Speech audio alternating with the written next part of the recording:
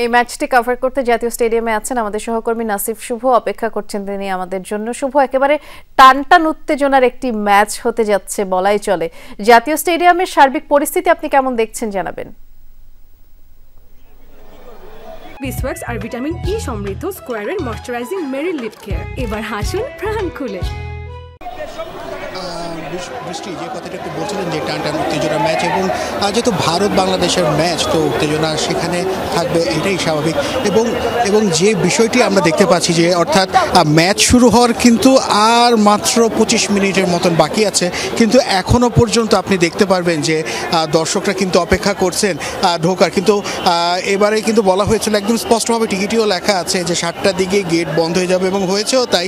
7টার কিছু পরে আসলে স্টেডিয়ামের সকল গেট বন্ধ করে দেওয়া হয়, প্রবেশের যে মুখগুলো আছে গ্যালারি, তো সেগুলো বন্ধ করে দেওয়া হচ্ছে। কিন্তু তারা আসলে চাইছেন যে টিকিট দেখে দেখে তাদেরকে আসলে ভিতরে প্রবেশ করতে দেওয়া হয়।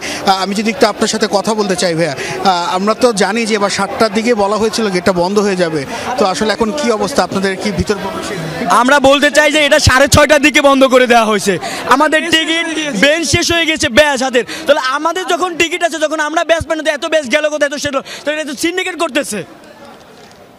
সবসময় আমরা দেখি যে এরকম একটা প্রবলেম লেগেই থাকে। গতবারও আমরা দেখলাম যে একই সমস্যা ছিল। এবার আসলে আমরা ভেবেছিলাম যেহেতু ভারত ম্যাচ, অনেক কিছুই করা হবে, তো এখন কি মনে হচ্ছে? তো সে বাফুফের এই সমস্যা জীবনেও সমাধান হবে না। তারা মুরগি মার্কা হচ্ছে, মুরগি মার্কা প্রশাসন দিয়ে হচ্ছে ডিসিপ্লিন করতে চায়, যার জন্য হয় না। দর্শক বুঝতে পারছেন যে তাদের হাতে যে রিস্ট ব্যান্ডটি দেওয়ার কথা ছিল, অর্থাৎ যে গ্যালারিতে তারা থাকবেন সেই রিস্ট ব্যান্ড কিন্তু একেবারে যে প্রবেশ মুখ যেটা আছে স্টেডিয়ামে, তো সেখান থেকে আসে শেষ হতে, যে কারণে তাদের প্রবেশ করতে অনেক বেশি ঝামেলা হচ্ছে দেখছিলাম আমরা। ধন্যবাদ জানাচ্ছি আপনাকে শুভ, বিস্তারিত জানানোর জন্য।